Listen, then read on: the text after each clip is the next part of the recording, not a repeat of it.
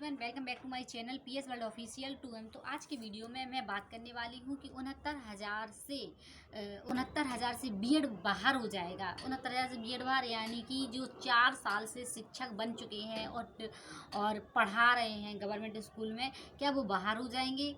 इस पर भी हम बात करेंगे। दूसरा टॉपिक ये, आप लोगों ने देखा होगा कि नई भर्ती आएगी, 42,000 शिक्षक जो बीएड किए हुए हैं बाहर हो जाएंगे।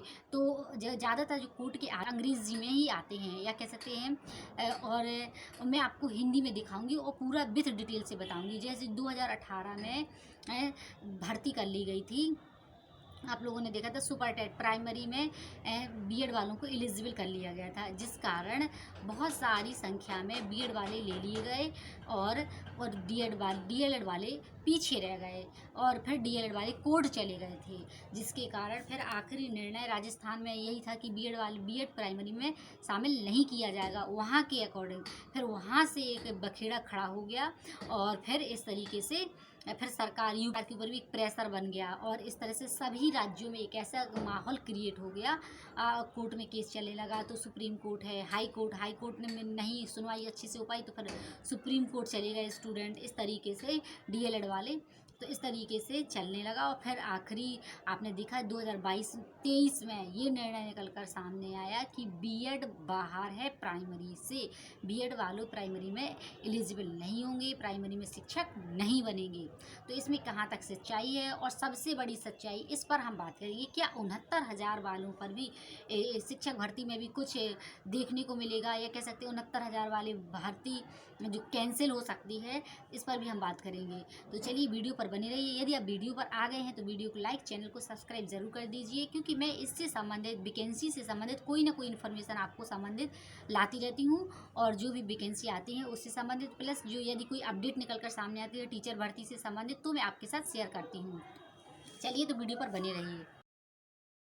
आप लोग ये देख सकते हैं, ये पूरे 3 पेज की कॉपी है जो बीएड भर्ती को लेकर जारी की गई है। तो चलिए हम समझ लेते हैं क्या कैसी प्रोसेस है 11/12/2023। तो अच्छे से समझ लीजिएगा। तो सबसे पहले इसे आप देख सकते हैं, ज़्यादातर ये होगा, जैसे यदि मैं पूरा इसी तरह मेंशन कर दूं, इसी को पढ़ के बता दूं, तो ज़्यादातर स्टूडेंट या जो शिक्षक से संबंधित, शिक्षक भर्ती से 69,000 शिक्षक भर्ती से संबंधित जिनके मन में क्वेश्चन चल रहे हैं, तो वो लोग काफ़ी लोग ये समझ सकते हैं कि जैसा मैंने बताया वैसा ही है। बल्कि अब देखिए क्या है बीएड वालों के लिए आखिर रियल में क्या इन्फॉर्मेशन है, ये देख लेते हैं। चलिए तो हम देख लेते हैं, वीडियो पर बने रहिए। तो सबसे पहले आपकी जानकारी के लिए बता दूं, कुछ वर्ड इधर उधर हो सकते हैं, तो आप देख सकते हैं अच्छे से। ये याचिकाकर्ता श्याम बाबू और 312 अन्य और प्रतिवादी प्रतिवादी यानी कि उत्तर प्रदेश राज्य के माध्यम से अतिरिक्त मुख्य सचिव बेसिक शिक्षा विभाग लखनऊ। तो ये कुछ मैंने बताया, कुछ शब्द इधर उधर हैं क्योंकि हिंदी का कन्वर्ट किया हुआ है।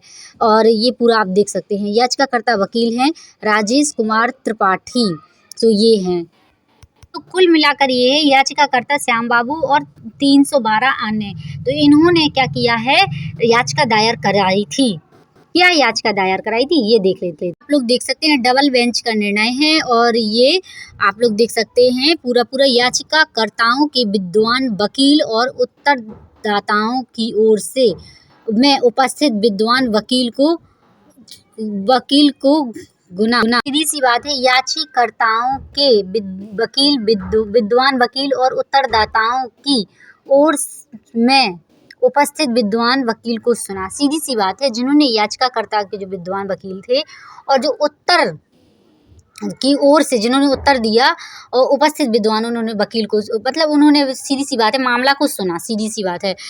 और राष्ट्रीय अध्यापक शिक्षा परिषद द्वारा 28/6/2018 को एक अधिसूचना जारी की गई, जिसके तहत बीएड कक्षा 1 से 5 तक और सहायक शिक्षक के पद पर उम्मीदवारों की नियुक्ति के लिए डिग्री की को पात्रता मानदंड के रूप में शामिल किया गया। और वैधानिक नियमों के अनुसार संशोधन यूपी राज्य में किए गए थे। राजस्थान राज्य में अच्छे से आप लोग पढ़ लीजिए। पूरा मैंने हिंदी, ये पूरा हिंदी में कन्वर्ट है, इसे अच्छे से पढ़ लीजिए क्योंकि इससे आपके डाउट क्लियर होंगे। और हम पहुंच रहे हैं, हम देख रहे हैं 2018 का। तो ये देखिए पूरा। तो ये है हाँ, कहते राजस्थान राज्य में सहायक अध्यापकों की नियुक्ति के लिए जारी विज्ञापन में प्राथमिक विद्यालयों में सहायक अध्यापकों की नियुक्ति के लिए ऐसी कोई योग्यता शामिल नहीं थी। इसलिए इस संबंध में राजस्थान उच्च न्यायालय के समक्ष विवाद खड़ा हो गया। क्योंकि पहले क्या था, बीएड प्राइमरी में नहीं था, डीएलएड ही प्राइमरी में था। तो इस तरह से एक तरह से ये आप लोग देख पा रहे होंगे कि विवाद खड़ा हो गया। और फिर यूपी में कर लिया गया था, एनसीटी के अकॉर्डिंग कर लिया गया था कि बीएड प्राइमरी में शामिल। तो इसी वजह से एनसीटीई और द्वारा 28/6/2018 को जारी अधिसूचना के मद्देनजर राजस्थान उच्च न्यायालय के समक्ष दो तरह के विवाद सामने आए।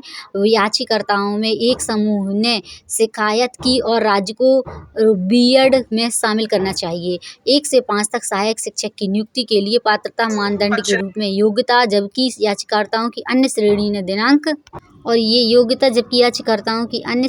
दिनांक 28/6/2018 की अधिसूचना जारी करने पर ही आपत्ति जताई और इसकी वैधता पर सवाल उठाए। किसने? राजस्थान सरकार ने।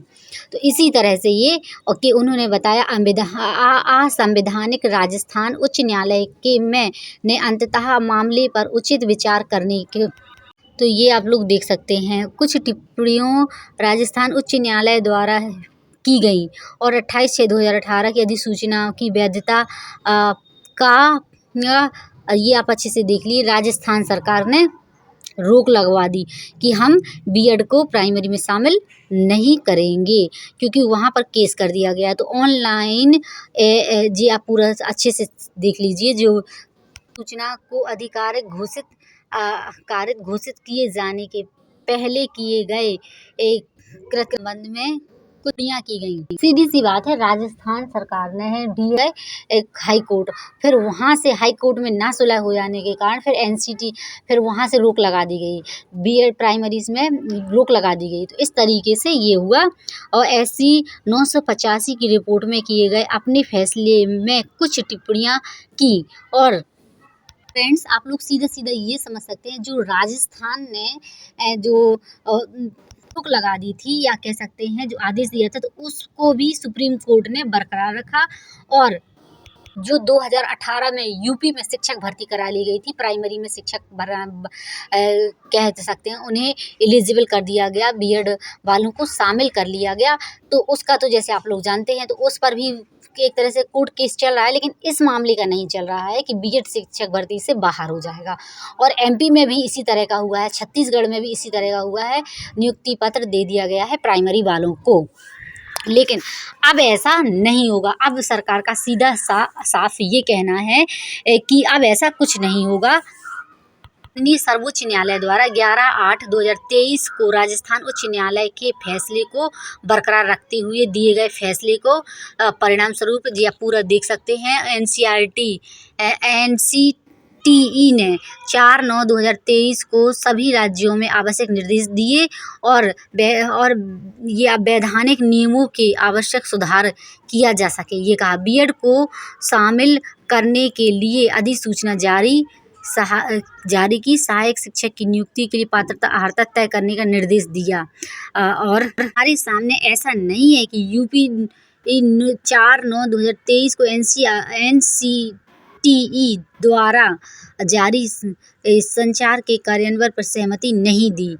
इस तरह का सीधी सी बात आप लोग ये सोचिए कि इसमें सीधा सीधा साफ कहा गया था कि अब बीएड को जो पहले का जो हुआ सो हुआ, लेकिन अब बीएड वालों को प्राइमरी में शामिल नहीं किया जाएगा। अब ये है, लेकिन ये नहीं मैं कह सकती कि किसी तरह की कोई बाधा नहीं आ सकती है। 69,000 वाले हों, चाहे पहले से कोई अभी ये एमपी में भी भर्ती हुई है, चाहे वो हों, चाहे छत्तीसगढ़ में भी प्राइमरी में बीएड वालों को प्राइमरी में ले लिया गया है, तो चाहे वो हों, कुछ ना कुछ हो भी सकता है, लेकिन ज़्यादातर नहीं हो सकता क्योंकि लोगों ने काफ़ी जो शिक्षक हैं उन्होंने 4 से 4 साल तक अपनी कह सकते हैं उन्होंने सरकार की ही गाइडलाइन को फॉलो किया है, उन्होंने अपने मन से कुछ नहीं किया, इसलिए उनको नहीं निकाला जा सकता। अब जो संशोधन हुए वो आगे के लिए संशोधन हुए हैं। आई होप आप लोगों को समझ आ गया होगा, और जो भी आपके साथ डाउट हैं तो आप लोग पूछ सकते हैं कमेंट में।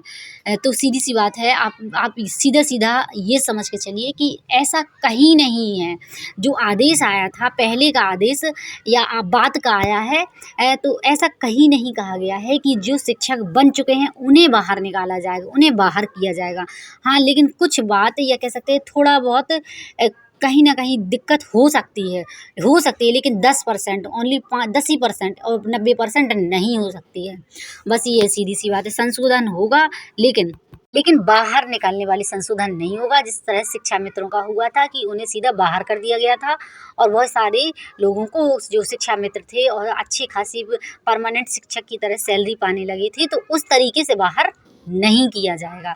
तो आई होप आप लोग समझ पाए होंगे। में बस यही है कि हाई कोर्ट ने भी ये कहा था कि ना हम किसी को बाहर कर सकते हैं, ना ही अंदर कर सकते हैं। अंदर तो जैसे सरकार ने वो तो एनसीटीई के ऊपर छोड़ा है, तो एनसीटीई ने तो अपना पल्ला झाड़ लिया। सीधी सी बात है, उसने यही बाद में यही कह दिया कि जो सुप्रीम कोर्ट से आदेश आया है वही फॉलो होगा, लेकिन जो पहले हो गया उस पर कोई प्रभाव नहीं पड़ेगा। ये चीज़ होना चाहिए, लेकिन फिर भी कहीं ना कहीं 69,000 पर तलवार लटक सकती है। मतलब ये है कि थोड़ा सा उनमें कहीं ना कहीं खतरा है, और कहीं ना कहीं उन्हें एक तरह से कैसे परेशानी का सामना करना पड़ सकता है। तो आप लोग क्या सोचते हैं इस पर भी ज़रूर बताइएगा। और मुझे तो ये लगता है, मेरे अकॉर्डिंग तो, और मेरी बहुत सारी फ्रेंड्स हैं और भी मैं आप लोगों की जानकारी के लिए बताऊँ, मेरी हस्बैंड भी टीचर ही हैं। तो ये है कि मुझे तो ऐसा लगता है कि अब 69,000 वाले प्राइमरी से बाहर नहीं होंगे, क्योंकि 2018 की बात है, और